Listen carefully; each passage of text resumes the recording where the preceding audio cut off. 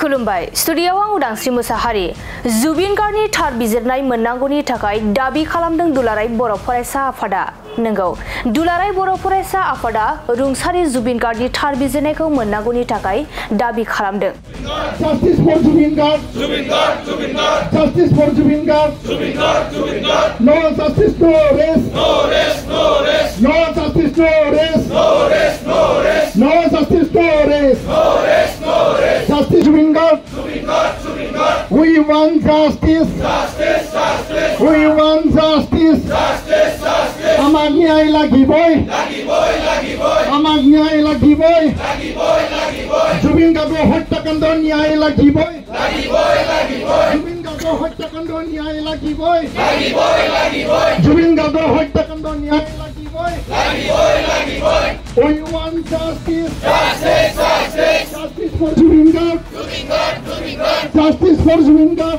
Zubin Garg university unit एबसुनि बानजायनायाव दुलाराय बर' फरायसा आफादा बड'लेण्ड इउनिभार्सिटी क'क्राझाराव जुबिन गार्गनि थार बिजिरनाय मोननांगौनि थाखाय दाबि खालामदों जुबिन गार्गनि हरखाब रुंसारि जानायाव गासै आसामबासियानो गोबां गोथौ दुखु मोनदों जायनि थाखाय जुबिन गार्गनि हरखाब रुंसारि जानायाव लोब्बा थानाय गासै दायनिगिरिफोरखौ साजा मोननांगौनि थाखाय आरो जुबिन गार्ग बिथांनो थार बिजिरनायखौ होनांगौनि थाखाय दाबि खालामदों गासै आसामबासियानो बे लेखायनो जुबिन गार्गनि हरखाब रुंसारि जानायाव लोब्बा थानाय सियामकानु महन्त सिद्धार्थ शर्मा सन्दीपन गार्ग अमृत प्रभा महन्त शेखर ज्योति आरो जुबिन गार्गनि सानै बडिगार्डखौ एरेस्ट खालामनाय जादोंमोन एबा खानाय जादों थिग बेबादिनो दिनै मोनाबिलि समाव इउनिभार्सिटी इउनिट एबसुनि बानजायनायाव दुलाराय बर' फरायसा आफादाबो जुबिन गार्गनि थार बिजिरनाय मोननांगौनि थाखाय दाबि खालामनायखौ बे समाव नुनो मोननाय जादों बे हाबाफारियाव दिपेन बर'जों लोगोसे खोरोमदाव वारि कनिन्द्र बसुमतारी आरो गोबां मेलेमजिबि बिथांमोनजों लोगोसे गोबां फरायसाफोराबो बाहागो लादों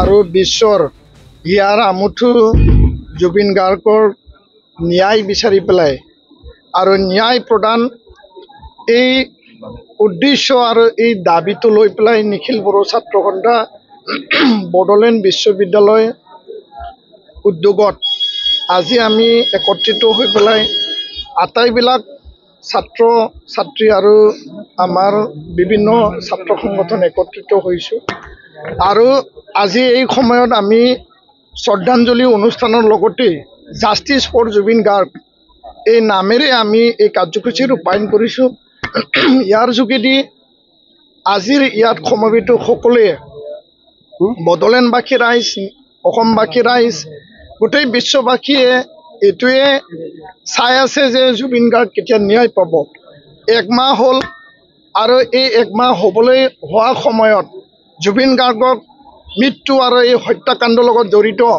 যিসকল দোষী আছিল তেওঁলোকক আজি কৰায়ত্ব কৰা হৈছে যদিও ইয়াত শ্যামকানু মহন্ত সিদ্ধাৰ্থ শৰ্মা শেখৰ জ্যোতি গোস্বামী আন যিসকলক দোষী বুলি এতিয়া চিনাক্ত কৰা হৈছে এই দোষীসকলক সঠিক তদন্ত পানী নসৰকা তদন্ত আৰু কোনো কাৰণত যাতে কোনো দিশত কোনে যাতে খাৰি যাব নোৱাৰে যে জুবিন গাৰ্গ কি কাৰণত মৃত্যু হ'ল কেনেকৈ মৃত্যু হ'ল কিয় হত্যা কৰিলে কি ষড়যন্ত্ৰ আছে সেই গোটেই তথ্য আখৰে আখৰে দাঢ়ি কমা সকলোকে স্পষ্ট আকাৰে অসম চৰকাৰ আৰু SITয়ে তদন্ত প্ৰক্ৰিয়া যি ধৰণে আগুৱাই নিব লাগে ক্ষিপ্ৰতাৰে আগুৱাই নিব লাগে আৰু এই তদন্তত কোনো হেমাহি কোনো যাতে পক্ষপাতিত্বমূলক যাতে নচলে তাৰ কাৰণে SITয়ে এই ইয়াৰ ওপৰত নজৰ দিব লাগে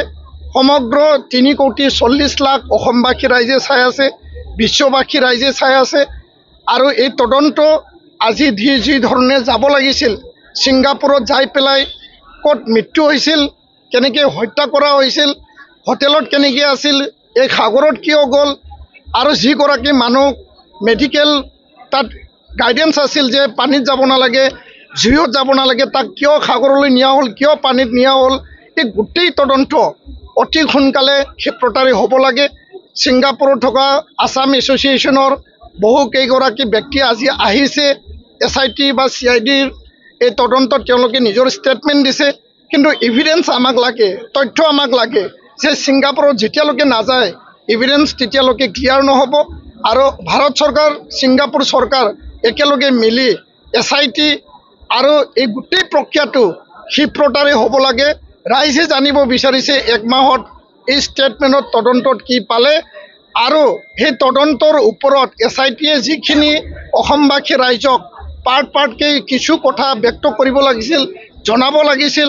ৰাইজ আজি ক্ষোভত আছে, ৰাইজৰ মনত এতিয়াও আৱেগ আছে, ৰাইজৰ মনত এতিয়াও চেণ্টিমেণ্ট আছে যে হিয়াৰ আপোনাক হেৰুৱাই অসমবাসী ৰাইজে আজি গাৰ্জেন নোহোৱা নিচিনা এই মহান শিল্পীগৰাকী যাক নেকি ভগৱান স্বৰূপ এটা আমি সকলোৱে শ্ৰদ্ধাঞ্জলি বা শ্ৰদ্ধা জনাইছোঁ, সেইগৰাকী ব্যক্তি হেৰাই পেলাই আজি আমি নিথৰুৱা হৈছোঁ। আৰু ইয়াৰ কাৰণে SIT অসম চৰকাৰ জবাবদিহি, চৰকাৰ জবাব দিবই লাগিব। আৰু সমগ্ৰ ৰাইজ চৰকাৰৰ ওপৰত নজৰ ৰাখিছে যে এই চৰকাৰখনে জুবিন গাৰ্গৰ এই হত্যাকাণ্ড, এই মৃত্যুৰ তদন্ত আৰু ইয়াৰ ন্যায় যি জাষ্টিছ, সেই জাষ্টিছটো কেনেকৈ দিয়ে ইয়াৰ ওপৰত চৰকাৰৰ ওপৰত সকলোৱে চাইছে। আৰু মই এই ক্ষেত্ৰত ক'ব বিচাৰিছোঁ, ইয়াত শ্যামকানু মহন্ত আৰু সিদ্ধাৰ্থ শৰ্মা আন 5 গৰাকীক বাক্সা জেলত আনি পেলাই নিকাচিত যোৱা পৰহি দিনা যি ঘটনা হ'ল, এইটো দুৰ্ভাগ্যজনক ঘটনা। বড়োলেণ্ড বিটিআৰবাসী ৰাইজ শান্তিপূৰ্ণভাৱে আছিল। এই ঘটনাটোৱে অশান্তি সৃষ্টি কৰিলে, আইন শৃংখলাজনিত ঘটনাৰ সৃষ্টি কৰিলে। আৰু ইয়াৰ কাৰণে এই ঘটনাক মই তীব্ৰ ভাষাৰে নিন্দা কৰিছোঁ। অসম চৰকাৰৰ ভুল নীতি, অসম চৰকাৰৰ ফেইলাৰৰ কাৰণে এই ঘটনা হ'বলৈ পালে। কিয়নো এই কেইগৰাকী মানুহ বাক্সা জেলত কিয় আনিব লগা হ'ল, আৰু যদি আনিছিল ইয়াত কিয় ফুল প্ৰুফ ছিকিউৰিটি নাছিল, ৰাইজক বিশ্বাসক লৈ পেলাই তেওঁলোকক কিয় আনা নহ'ল, কিয় জবৰদস্তিকে আনিলে, আৰু বিটিআৰবাসী, বড়োলেণ্ডবাসী, অসমবাসী ৰাইজক আঘাত দি পেলাই এই ঘটনাটো, এই অবাঞ্ছিত আনফৰ্চুনেট দুৰ্ভাগ্যজনক ঘটনাটো কিয় কৰালে, এইটো অসম চৰকাৰ ফেইলাৰ হোৱা বুলি মই স্পষ্ট ভাষাৰে ক'ব বিচাৰিছোঁ। যেতিয়ালৈকে ন্যায় নাপায় নিখিল বড়ো ছাত্ৰ সন্থা যুঁজি যাম, আৰু ন্যায় প্ৰদানৰ কাৰণে গণতান্ত্ৰিক শান্তিপূৰ্ণ অহিংস আন্দোলন চলিব।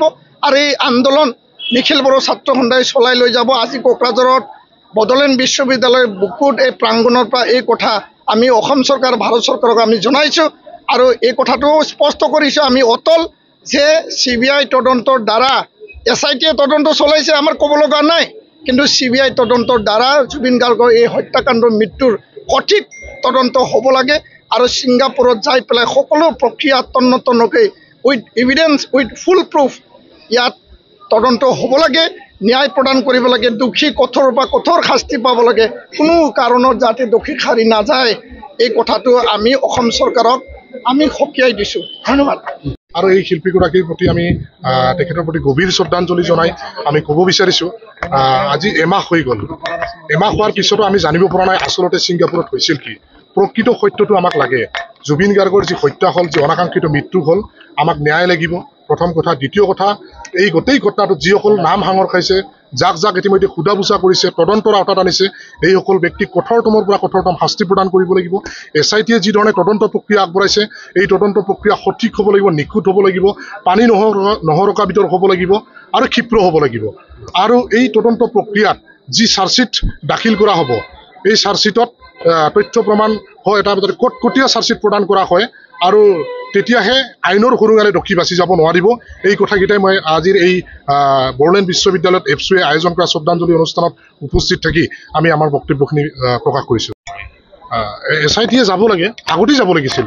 যেতিয়াই ঘটনা সংঘটিত হৈছিল, ৰাজ্য চৰকাৰখনে যেতিয়াই তদন্তৰ দায়িত্ব SITক দায়িত্ব দিছিল, দায়িত্ব প্ৰদান কৰিছিল, তেতিয়াই ছিংগাপুৰত ভাৰত চৰকাৰৰ লগত কথা বতৰা পাতি ছিংগাপুৰত যাব লাগিছিল।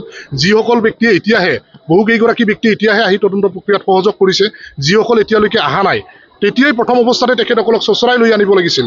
কাৰণ আমি এটা অসমৰ, আমাৰ সকলোৰে প্ৰাণৰ শিল্পী হিয়াৰ আমোদ, আমি সম্পদ হেৰুৱালোঁ, হীৰা হেৰুৱালোঁ।